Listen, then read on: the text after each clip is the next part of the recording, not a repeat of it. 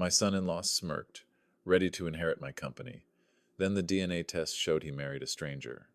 It was supposed to be a quiet inheritance meeting, polite handshakes, polite lies. My son-in-law, Brandon, sat across from me in a $3,000 suit and a smirk he'd probably practiced in the mirror. My daughter, Lily, clutched his arm like the prize he thought he was. The lawyer slid a sealed envelope across the table. Brandon grinned. "Go on, old man. Let's make it official. The company's ours now." "Oh." I didn't answer. I just nodded to Margot. She broke the seal, read from the report. Per the DNA verification requested by the trust, results confirm. Non-paternity. Mr. Hale is not the biological father. The room went dead silent. Brandon blinked, the smirk collapsing. "What the hell does that mean?" "It means," I said, voice steady, "you didn't marry an heir. You married a stranger to the blood." Lily gasped. Brandon laughed once thin, disbelieving. And just like that, his empire turned to ash. I guess 99% of you will hear this, sigh and scroll past, not clicking like or subscribe, even if it only takes a second. What time is it for you, and where are you listening? They say every downfall starts small, a hairline crack in a perfect wall. You don't see it at first. You feel it, a faint tension in the air, like the moment before glass gives way. That morning at Summit Oaks Country Club, the tension smelled like lemon polish and overconfidence. It was supposed to be a quiet Sunday. Pre-wedding menu tasting. Linen so white it made you self-conscious. A maitre d' spoke like every sentence, came with a bill.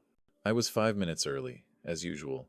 30 years as a fire captain wires punctuality into your bones. You start to think being on time is a form of prayer. My Lexus idled in the valet line while Brandon's new Porsche revved behind me, loud enough to make a point. Inside, the hallway was lined with framed photos of founding members. All smiles, all golfed hands. One frame had a thin crack running diagonally across the glass, barely visible unless the light hit just right. I noticed it right away. Couldn't stop looking at it. Someone tried to polish over it instead of fixing it. That's how things usually break when people care more about how it looks than what it is. The maitre d' led me to a side room where Lily and Brandon were already seated. The chandeliers were too bright, reflecting off the silverware like interrogation lamps. The air smelled like money, pretending to be subtle lemon oil, linen starch, and a hint of burnt coffee. Brandon leaned back in his chair, swirling the espresso the club probably charged $30 for. "Walt, it's cute, you know. All the firefighter stuff." He said it with a grin, like we were sharing a private joke. "But the company needs polish now. Real leadership. Not hoses and hero stories." I stirred my coffee. Burnt Starbucks, bone-white cup, familiar bitterness. "We sell heat and air, not illusions," I said. He smiled again, smaller this time. "Exactly. Let's modernize the story. Lily, my only child, the one who used to bring me sandwiches at the firehouse, gave me a thin, polite smile that didn't reach her eyes. Her fingers toyed with the edge of her napkin. She looked like she'd practiced that smile in a mirror. The maitre d' floated by to refill water glasses, and the scent of lemon cleaner cut through the air. Sharp, sterile. Brandon's Cartier bracelet caught the light as he gestured toward the wine list. I caught the flicker of metal and something colder underneath. He wasn't joking, he wasn't teasing, he was auditioning for my company. I didn't respond right away. Instead, my mind wandered uninvited to another kind of heat-melted plastic, smoke thick as syrup, the hiss of an oxygen tank. A rookie had just carried a little boy out of a burning duplex. The kid's father hugged that rookie like he'd just been handed back the world. A week later, I got a letter written in shaky penmanship. "You saved my family. I don't know how to thank you. I still keep it in my desk drawer." No one writes letters like that to brands. Back at the table, Brandon was talking about succession strategy, about expanding optics. He used those words like armor to hide the fact that he'd never worked a real day in his life. Lily nodded along. My daughter, the girl who once wanted to be a paramedic, now spoke in PowerPoint slides. By the time the maitre d' set down our plates, salmon for me, sea bass for him, I knew what I was looking at wasn't a conversation, it was a rehearsal. Brandon was testing boundaries, rehearsing ownership. In the parking lot afterward, Lily touched my arm. "Don't make a thing, Dad," she whispered. Her voice cracked on Dad. Just a hairline fracture, but I heard it. I looked back toward the building, the sunlight glinting off that cracked frame in the hallway. Maybe nobody else saw it, but I did. And I knew exactly what it meant. And as the maitre d' set down our plates, I realized the first thing on the menu wasn't salmon, it was my dignity, and he'd already taken a bite. Brunch was supposed to be neutral ground, somewhere between celebration and civility. Summit Cafe and Bar had Edison bulbs that hummed like lazy bees, fake brick walls too clean to fool anyone, and a chalkboard boasting truffle omelets $27. It was the kind of place that smelled like lemon oil, ambition, and quiet judgment. Vivian Brandon's mother arrived first. She kissed the air beside my cheek, leaving a faint trace of perfume that reminded me of hotel lobbies and closed deals. "Walter, sweetie," she sang, sliding her Dior bag onto the booth seat. "I'm so glad we could do this before things get official." Grant, the cousin/corporate attorney, followed behind her. Tailored suit, hair sharp enough to cut glass, eyes like he already knew my credit score. He shook my hand with the grip of someone who'd never turned a wrench in his life. Then came Lily and Brandon, matching beige coats, matching smiles that didn't reach their eyes. My daughter used to wear paint-stained sweatshirts and laugh with her whole body. Now she looked like a press release. The waiter brought water in heavy glasses that clinked against the marble table. Vivian didn't even glance at the menu. "We'll share," she said, smiling at me like this was family. "Walter, the truffle omelet is divine. It's important to enjoy the finer things, don't you think?" I smiled back. I prefer food that remembers where it came from. Brandon smirked into his mimosa. The conversation slid like buttered glass until Grant casually leaned forward. "So, Walter," he said, voice smooth as a deposition, "have you given any thought to succession structure? I mean operational control, governance alignment, all that good stuff." I raised an eyebrow. "We already have bylaws." Vivian dabbed her mouth with a napkin that looked more expensive than my tie. "Darling, that's exactly the point. Times have changed. A trust that recognizes the spousal conduit well, that's just good governance." I turned my citizen watch once around my wrist. A habit, a stall. "Spousal conduit," I repeated, tasting the phrase. "That's a new one." Grant smiled, like a teacher pleased a student had asked the right question. "It's a vehicle, really. Ensures that control passes efficiently through the marital unit, aligning with modern investor expectations. Optics matter." There it was again. Optics. I set down my paper napkin carefully, flattening it on the table. "The optics that pay mortgages," I said, "are reliability and heat in January." "Oh." A short silence followed, the kind that tastes metallic. Vivian kept smiling, pearl teeth unmoved. Of course. We all appreciate the work you've done, Walter, truly. But surely you don't want to micromanage forever. Legacy means knowing when to let the next generation modernize." Lily cleared her throat, voice small but rehearsed. "Dad, can we not be difficult this time?" Not angry, just weary. Like she'd practiced that line too. I looked at her, really looked. The girl who once collected my old fire badges and taped them to her bedroom wall now sounded like she was reading from a shareholder report. Brandon watched her with that smug little tilt of his mouth, the one that said I'm winning. The waiter brought our food. Omelets that smelled of truffle and pretense. Vivian chatted about expanding brand narrative. Grant nodded. Brandon laughed at his own joke. I picked at the edge of my napkin and noticed a loose thread spiraling from the hem. I tugged it once, just to feel the tension. It unraveled too easily. I stopped myself. In the parking lot afterward, I sat in my Lexus, hands steady on the wheel, breathing in through my nose and out through my teeth slow, controlled, like before kicking down a door. Somewhere behind me, their laughter echoed off the fake brick. I folded the napkin along the crease and wondered when my daughter started speaking in other people's mouths. Midtown always hums, even at 10 in the morning. You can hear it through double pane glass, the layered sound of a city pretending it's under control. Horns, brakes, a siren threading up from the avenue below like a reminder that somebody's bad day is already in progress. Lerner and Feld's 18th floor reception smelled like toner and citrus.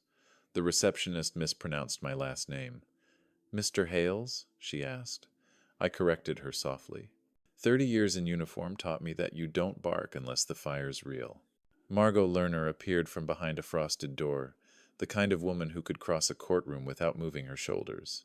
"Walter," she said, shaking my hand, "let's finalize this before the weekend.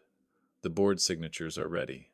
Brandon was already in the conference room, lounging like it was a waiting area at an airport lounge, jacket off, cufflinks shining, scrolling his iPhone with the self-assurance of someone who thinks contracts are suggestions. The glass walls caught our reflections. Mine steady, Margot crisp, Brandon a blur of motion. On the table sat a folded copy of the Wall Street Journal, a Mont Blanc pen, and a stack of documents thick enough to build a doorstop. Margot began, voice even. "We're distinguishing your will from the shareholder agreement. The company's trust will contain a lineal descendant clause, standard protection. If Lily predeceases, her children benefit. Spouses don't control shares absent board consent." "Oh." Brandon tilted his head, faux casual. "That feels punitive." Margot didn't blink. "It feels like math." I hid a smile. The nib of the Mont Blanc whispered as I signed. The sound reminded me of a hose, uncoiling, quiet, purposeful. Brandon stood, stretching, pacing toward the window. Midtown spread beneath him, steel, glass, and people who think momentum equals morality. "Optics," he murmured, as if it were a prayer. Margot gathered the papers, aligning the edges precisely. "This clause protects your intent," she said to me. "It's clean, enforceable, and unambiguous." Brandon turned from the skyline. "Optics can change." "That's the problem with them," I said. "They're not supposed to run the company." He gave me a smile shaped like a warning. "Modern markets, Walt. Narratives matter more than numbers." I met his gaze until he looked away.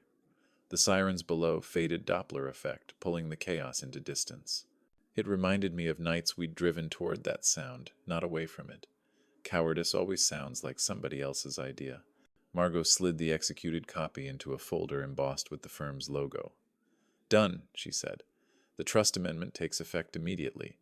Copies will go to the board Monday."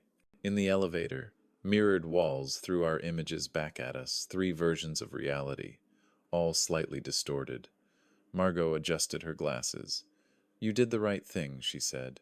Brandon checked his reflection, smoothing his hair. "It's a bit theatrical, though. DNA. Bloodlines doesn't really fit the modern brand." "Neither do you," I said, softly enough that he had to decide whether he'd heard it. The doors opened. Midtown air rushed in hot breaks, exhaust, and that city smell of ambition trying to hide the rot.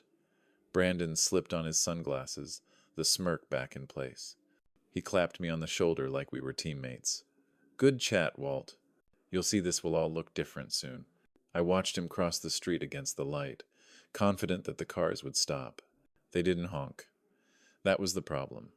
People like him never hear the sirens until they're already inside the fire.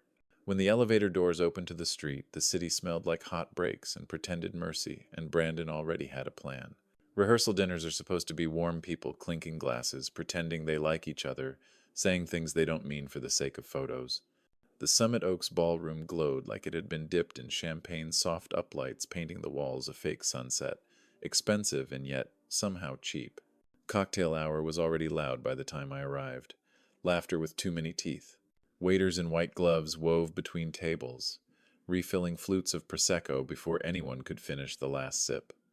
I shook a few hands, the polite kind. All grip and no weight. The DJ was testing his speakers. Every burst of bass felt like a warning shot. Lily looked beautiful. She always did. She wore a pale blue dress that reminded me of her mother, Ruth. Same quiet dignity. But there was something else in her eyes now, an exhaustion you can't quite disguise with makeup. She kept glancing toward Brandon as if checking her lines before a play. Brandon, meanwhile, held court near the bar. He had that practiced charisma, the kind that photographs well but never survives silence. His mother, Vivian, hovered nearby, radiating money and certainty, her Dior clutch tucked under her arm like a trophy. When the slideshow started, childhood photos of Lily set to sentimental piano, the room actually softened. A few sniffles, a murmur of how adorable. Then Ruth's face filled the screen, holding Lily at a firehouse open house, both of them grinning at the camera. My camera. I felt the air shift in my chest. The DJ's light rig cast a pink wash across the photo, right over Ruth's cheek. I blinked hard. Then Brandon took the mic. He clinked his glass and flashed that smirk, the one that pretends it's humility. "To legacy," he said, pausing for effect. "May it be flexible?" Laughter rippled across the tables, confused at first, then eager. "We'll modernize. Monetize the hero myth. It's good content." He raised his glass like a showman. Lily laughed a beat too late. I set my napkin down and tapped my own glass. "We sold our first service plan," I said evenly, "to a widow who kept her thermostat at 64 because heat costs more than grief. We'll keep that story." The silence was clean and cold. Vivian broke it with a soft laugh, all pearls and pity. "Oh, Walter, don't be maudlin." The DJ, sensing tension, hit play. A pop song with too much treble flooded the air like disinfectant. Brandon bowed theatrically, still holding the mic. "What can I say?" he chuckled. "Old school values, new school branding." A few people laughed again, reflex, not amusement. I watched faces in the crowd, people who used to shake my hand after long shifts, people whose furnaces I'd repaired for free when the cold bit hard. They looked away now, unsure where to rest their loyalty. I caught Lily's eye across the room. She mouthed, "Please don't." So I didn't. I stood, placed my empty glass on the table, and quietly walked out. The hallway was cooler, the air carrying that faint lemon scent from the cleaning staff. I could still hear the laughter behind me, smaller now, nervous. Out in the parking lot, the night felt colder than it should have in June. I loosened my tie, breathing slow. Inside, the DJ's music bled faintly through the walls, the beat steady and false. From a distance, it could almost pass for applause. By the time I reached my car, the laughter from the ballroom sounded like a smoke alarm with dead batteries, loud, useless, and late. Weddings have a way of pretending everything is eternal. The cathedral glowed with gold light, sun refracted through stained glass, painting the aisle in fractured colors. Lily stood at the altar, Ruth's old locket at her throat, her hands trembling just enough for me to notice. I tried not to. I wanted to remember her like she was at 8 years old, running through sprinklers, wearing my firefighter helmet that nearly covered her whole head.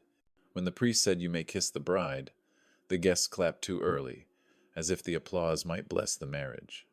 Brandon grinned, soaking it in like stage lights. I smiled, because that's what fathers do. At the reception, Summit Oaks had gone all-out crystal centerpieces. A string quartet, waiters moving like clockwork. My banker was there too. He nodded at me the way a man nods at a steady investment. Then Brandon took the mic. He tapped it once, smiling like a man born to perform. "Ladies and gentlemen," he began, "a toast to legacy and to the future." A few murmurs. Glasses raised. Then Lily joined him. She looked down at her note card, then up at me. "Dad," she said, voice trembling just slightly, "you taught me strength. And today, that means letting go of outdated ways. Brandon and I will modernize Hale Mechanical." Laughter. Applause. Real applause. I felt the air go thin. Someone near me whispered, "Bold move." I didn't move at all. I just reached for the glass of water in front of me.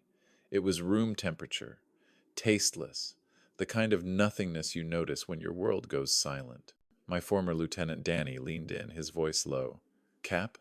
I shook my head once. "Enjoy the cake." He nodded, but his jaw tightened. Across the room, Vivian clapped too loudly, too long. The applause faded, replaced by the hum of casual conversation, the sound people make when they're afraid to admit they've just witnessed something indecent. Brandon kissed Lily's cheek. "Optics," he whispered into the mic, thinking it was off. A few people heard. I did. I looked around the room, faces I'd built my life with. Men who trusted me to walk into burning buildings first. By 10, my pulse was steady. Brandon raised his glass again. "To evolution," he said. I lifted mine slightly. "To memory." We drank. And just like that, the air went still. The kind of still that comes after a flashover, the breath between destruction and collapse. I wiped a small spot of frosting from my tie, smiled at no one in particular, and decided the next words I spoke would be to my lawyer. The morning after the wedding felt like the morning after a storm quiet, but you could still smell the damage. Coffee brewed in the kitchen, CNN murmured on mute, and the first sunlight caught the edge of my MacBook Air as I opened it. The house was too still. Even the dog sighed like he understood something had shifted. I sat in my leather chair, the same one Ruth used to tease me about, too serious for a man who fixes furnaces, she'd say. I smiled at that memory as the Ring camera chimed once in the distance. Someone dropped off a floral arrangement. I didn't answer. On my desk, beside the Wall Street Journal, lay the amended bylaws we'd filed 6 months earlier. I ran my thumb along the embossed cover. Everything I'd built, every contract, every handshake was connected like wiring in a house. I didn't need to shout to bring the whole system to life. I just needed to flip the right switches. The first call went to Margot. Quietly review vendor termination clauses, I said, keeping my tone even. Rotate service zones. Freeze discretionary budgets. And Margot, begin the beneficiary audit. Routine. She didn't ask questions. She never did. Copy. Today. The click on the line sounded final. The second call was to Chase. The branch officer picked up after 2 rings. I'm moving the operating reserve to a separate sweep, I said. New signatories per board vote, effective Monday. He paused.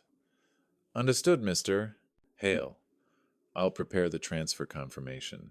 I hung up, exhaled slowly, and opened Ruth's old recipe box to find a paperclip. The card on top was one of her favorites. Chicken soup use more dill than you think. Her handwriting, looping and certain, steadied me more than the coffee did. The next call was shorter. Elaine, I said, reaching my operations manager, consolidate payroll reporting to internal only. You'll see new access permissions by noon. Yes, sir, she replied. Her voice was steady, loyal. She'd been with me since the days when we handwrote invoices. The dog shifted at my feet, the way he always did when he felt tension rise in the room. Outside, the sun hit the fence line, turning frost to steam. I ignored the ring chime again. I opened my email, typed one subject line. Subject, beneficiary confirmation routine update. A single paragraph followed. As part of standard KYC compliance for married stakeholders, please confirm dependent and beneficiary documentation with certified copies. Expected turnaround, 14 business days. It read like bureaucracy. Innocent, necessary. It was neither. Before hitting send, I rechecked the attachments. Vendor audit forms, payroll rotation memo, and a note to Margot marked priority silent. Everything was in motion now. Each polite email a gear. Each gear a quiet blade. I sat back and listened to the house. The refrigerator hummed. The clock ticked. Somewhere outside, a neighbor's car started. I felt none of the anger I'd expected, just precision. This was no longer about revenge. It was about restoring order. I glanced again at Ruth's recipe card, at the faint smudge where she'd once wiped her hand mid-cooking. She believed in small adjustments, more dill, not less. The secret to everything was proportion. Too much emotion, and you scorch the meal. Too little, and it's bland. I checked my sent folder. The email was gone. By the time the sun warmed the fence, the board had voted, the budget had moved, and one innocuous email about beneficiary confirmation had left my outbox like a paper airplane with a razor taped inside. The email arrived mid-morning, subject line neat and polite. Routine beneficiary confirmation. Margot had drafted it just as we'd discussed. Bureaucratic, harmless, the kind of message people skim while sipping coffee. Attached were PDFs labeled W-9 update, ID verification, and certified birth certificate requirement. All standard, all ordinary. That was the point. By noon, my phone buzzed. Dad, did you get Margot's email? Lily's voice had that edge, half daughter, half executive. I did. It's so formal, she said, trying to laugh. Brandon says it's overkill. Is it really necessary? Tax compliance, I said. Trust structure. You'd be surprised what the IRS calls a problem. In the background, I heard Brandon say something muffled. Then Lily repeating, he said it's fine, just send whatever they need. By evening, the documents arrived. Too fast. Margot called me from her office, the hum of traffic faint behind her. They've already submitted everything, she said. Notarized, couriered, concierge service. Concierge? She sighed. Brandon used their building's notary. Vivian coordinated. They look perfect, Walter. Almost textbook. Oh, that word lingered. Textbook. The next day, I went to deliver my thanks in person. Their new condo was everything money buys when it doesn't have to earn its keep floor-to-ceiling glass. The faint scent of a candle that probably cost more than my first month's rent. Vivian greeted me like a hostess in her own fiefdom. "Walter," she said, all warmth and choreography. "We got your little forms handled. Busy work, really. You know how institutions are." Behind her, Brandon poured coffee with the confidence of a man who thought caffeine counted as virtue. "We use the concierge notary," he said. "Optics, right?" "It's not optics," I replied. "It's accuracy." Lily emerged from the kitchen, holding the copies in a manila envelope. Her face was careful. Too careful. "Dad," she said quietly, "do you not trust me?"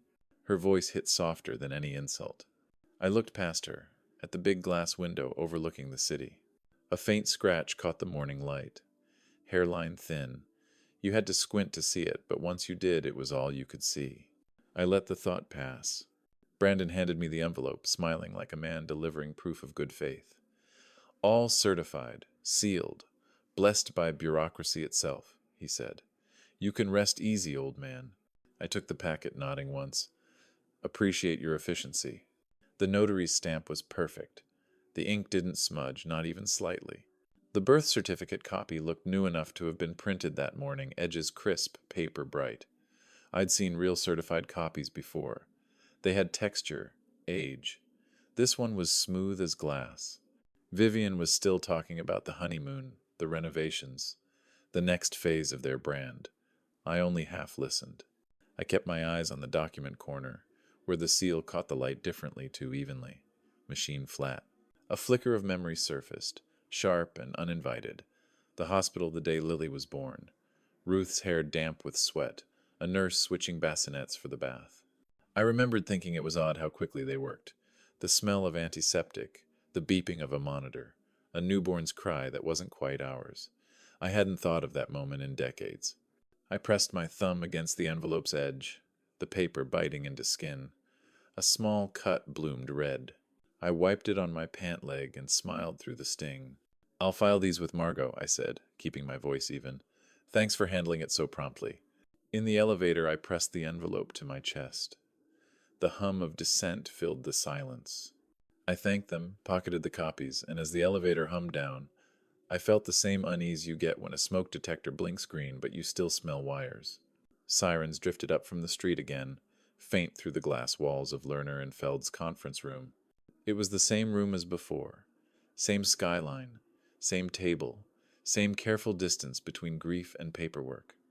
Margot sat across from me, a thick manila envelope in front of her, like a sealed verdict. The air conditioner clicked once, then went still. She folded her hands. "Walter, we have an anomaly. Two, actually." I didn't move. She continued, her tone surgical.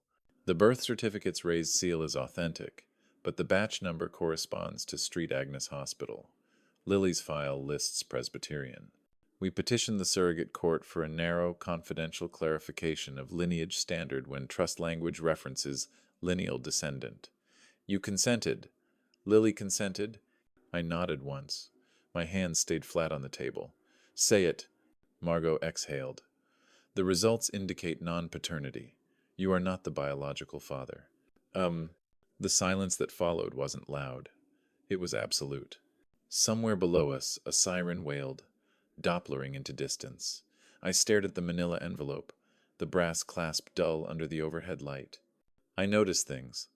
The faint coffee ring near Margot's elbow, the scratch on my Mont Blanc's barrel, the sound of paper shifting when no one was touching it. "Lily is my daughter," I said finally. Margot nodded. "Always. But per the trust's lineal clause, she's an heir only if you invoke the adoptive equivalency rider we drafted last year. It converts her status legally, still clean, still binding." I looked down at the pen in my hand, no ink left. I capped it anyway. Margot watched me, waiting for something. A curse, a breakdown, a denial. She didn't get one. "Do we know how?" I asked. She shook her head. "Doesn't matter legally. The record anomaly was likely clerical." The trust is what it is. Of. The AC clicked again, sharp in the stillness. I sat back. Then Brandon thought he married leverage. I looked at the envelope, then at her. Turns out he married none. Margot's expression didn't change, but her voice softened. Walter, this doesn't have to be public. We can refile quietly. I shook my head. No, paper stays paper until people read it. A memory crept in. Uninvited, the kitchen light warm, Ruth leaning against the counter late one night. She was stirring tea, her hair loose. If anything ever gets messy, she said, choose kindness first. I had. For decades. Now, another line joined hers in my head. Kindness has boundaries. I pressed my palm against the manila envelope. It was heavier than it should have been. Every page inside was a truth I hadn't asked for but now owned entirely. Margot spoke again, quiet. You'll need to confirm whether you want to activate the rider. I will, I said. After the board meeting. Of. She tilted her head. You're really going to hold it until then? Timing, I said. That's what Brandon respects, timing and optics. I stood, leaving the capped Mont Blanc beside the empty coffee cup. The sky outside had gone that winter gray that makes glass look cold even indoors. Margot slid the envelope toward me. You sure you're steady enough to carry this? I smiled. Ma'am, I've carried worse. Oh. When I picked it up, I felt the weight of paper and years, the kind of heaviness that doesn't break you, it defines you. By the time I reached the elevator, I already knew tomorrow's plan. I'd let Brandon talk first. The Summit Oaks ballroom smelled like fresh paint and ambition. Blue uplights washed the white drapes until the whole place looked like a winter sky trying too hard. At the front, our company logo stood crisp on the podium. Rows of highball glasses sweated iced tea. It looked like any other corporate luncheon except this one had teeth. I'd called it an all-hands shareholder update and community scholarship announcement. Vendors, union reps, and even the local paper's freelancer were there. The pretext was goodwill. The purpose was clarity. Brandon thought it was his coronation. He arrived late enough to make an entrance navy suit, tan confidence, Vivian gliding beside him, Dior strap on her shoulder like an epaulette. Lily followed a step behind, clutching the agenda I'd printed. Her fingers fidgeted with the edge until the paper softened. From the stage, I scanned the room. My old crews sat at the back, shirts pressed but hands still rough. The board clustered near the front men and women who knew how to read a balance sheet but not a flame. The press table looked small, a single freelancer with a camera older than he was. Perfect. Brandon leaned toward Lily. His voice low, but the mic on the table caught it anyway. Smile. He's finally handing the keys. Vivian adjusted her strap. Remember to thank the board for recognizing new leadership. I let their words pass, like smoke across a fire line. At noon sharp, I stepped to the mic. Good afternoon. Thank you for joining us for the annual Hale Mechanical Community Luncheon. My voice carried clean and steady, the way it used to when giving orders over radio static. We'll begin with something close to home, the Ruth Hale Memorial Scholarships. A murmur of approval rippled across the room. I could almost hear Ruth's laugh in it. I continued, Ruth believed he'd his dignity in January. That's why this year we're funding 3 apprenticeships and full tuition for HVAC certification. Applause. Real applause. One of the apprentices' mothers dabbed her eyes.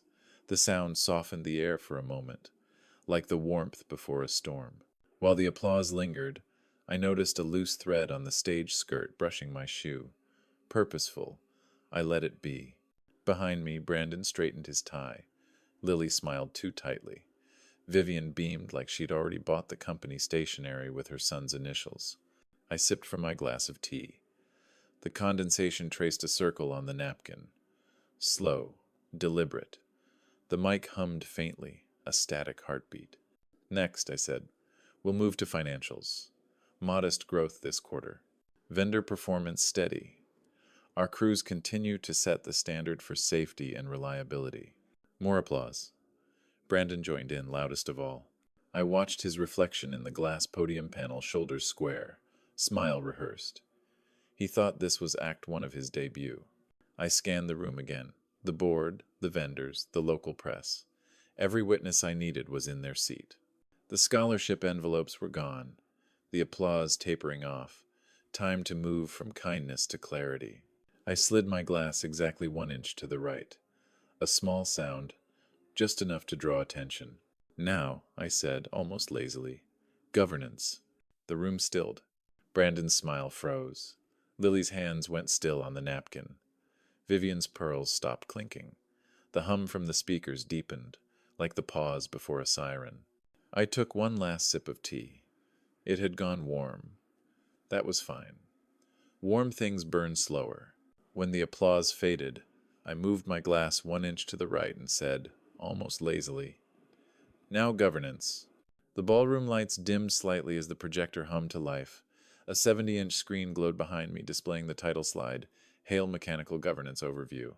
The air had the polished chill of professionalism, linen tablecloths, clinking glasses, and the faint scent of lemon cleaner hiding the nervous sweat underneath. Brandon leaned toward Lily, the mic on his lapel barely muted.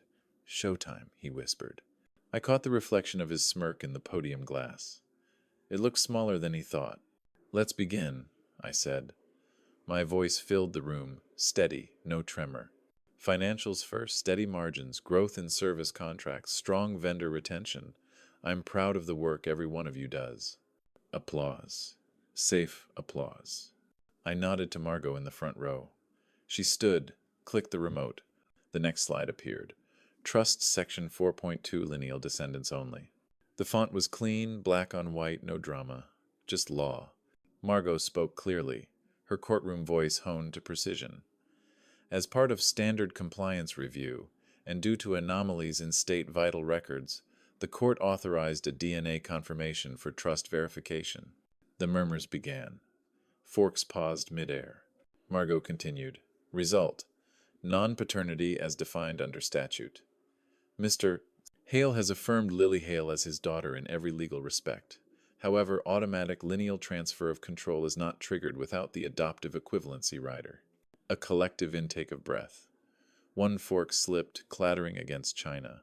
Vivian froze mid-sip, her Dior strap sliding down one shoulder. Brandon's smile flickered like a bad light bulb. Lily went pale. I turned toward her, meeting her eyes not to wound, but to hold steady. I executed the rider selectively, I said, voice even. Education benefits remain. Scholarships remain. Healthcare stipends remain.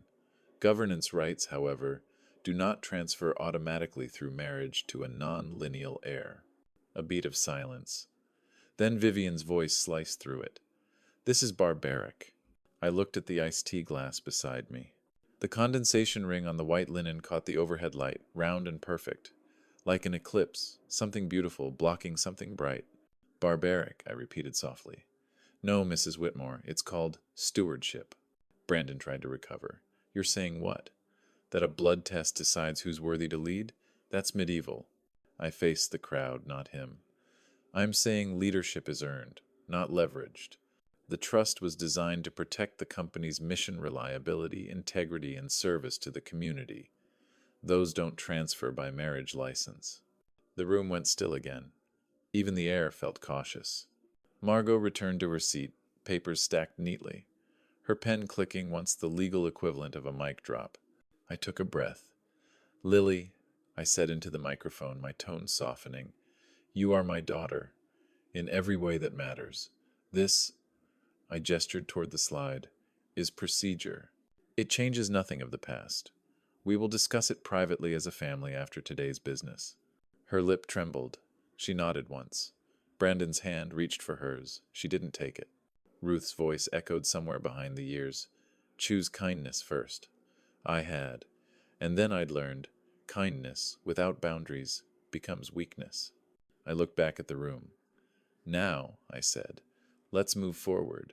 The company will remain under existing board oversight until new elections are held. Transparency will continue, as always. A few people clapped hesitant, relieved, uncertain whom to side with. Then, predictably, Brandon reached for the mic. And I let him because some fires are best starved, others you let draw their own air. The ballroom air thickened the way it does before a thunderstorm still, but charged. Brandon stood under the mic light, one hand in his pocket, confidence radiating like bad cologne. Around him, the tables formed a shallow bowl of faces, union reps, vendors, board members, apprentices, all of them waiting to see whether the son-in-law could fill the silence I'd left him. He cleared his throat. Let's be honest, folks. Legacy businesses die because old men cling to myths. A few nervous laughs, quick and brittle. He liked that sound. He leaned into it. The market, he said, pacing now, wants leadership that knows branding, optics, acquisitions, not nostalgia. We can't keep selling the firefighter story forever. That's not a business model, it's sentimentality. I watched the pulse at his neck. Too fast. The kind that gets you in trouble before the smoke even reaches the stairs. At the back of the room, a union rep, big shoulders, shirt rolled to the elbows, raised his voice. Can you fix a heat exchanger? Brandon froze, just half a second too long. That's not leadership's job, he said, with a smirk that didn't land. The rep sat back, shaking his head. It was his job. For 30 years. The sound of that sentence rearranged the air. Brandon's smile faltered, but he kept talking faster now, like a man trying to outrun his own words. And look, this DNA thing? It's clever lawyering, sure, but Hale Mechanical needs modernization, and I'm it. The words DNA thing hung in the air, sharp and stupid. The reporter's pen scratched louder than it should have. Across the room, one of my oldest clients, a veteran with calloused hands and a limp from a job we'd shared in '99, muttered loud enough for half the room to hear. That kid's never been cold a day in his life. Laughter, this time not nervous. Real, low, dangerous. Brandon turned toward me, searching for rescue. I gave him nothing. I let the silence work.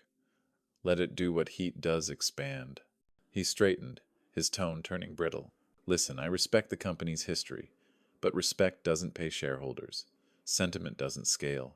A murmur rippled across the tables. Disbelief, anger, something older. The men and women in that room didn't worship sentiment. They worshipped work, service. Showing up at 2 a.m. in a blizzard because somebody's furnace died, and the baby upstairs was coughing. I felt my pulse slow. There it was, the calm before a door breach. Except this time the fire was talking, telling on itself. Brandon tried to recover one last time. All I'm saying is, we have to move forward. The new generation, my generation, will bring Hale Mechanical into the modern era. No one clapped. Vivian did. Alone. 2 polite strikes of manicured hands, the sound of status with no audience. Her smile wavered when she realized the echo had nowhere to land. Brandon's voice cracked. You people don't understand corporate vision. You think this is about heating units and pipe wrenches. It's about branding. From the back, someone called out. Then brand yourself out of this mess. Laughter broke this time uncontained, raw, the sound of truth finding air. Brandon looked small then, not evil, just shallow. A man who thought image could replace substance, who thought fire was a metaphor and not a thing that could burn you alive. He lowered the mic, searching for a way off the stage. None appeared. When the applause didn't come, I took back the mic and offered him something better. Consequences.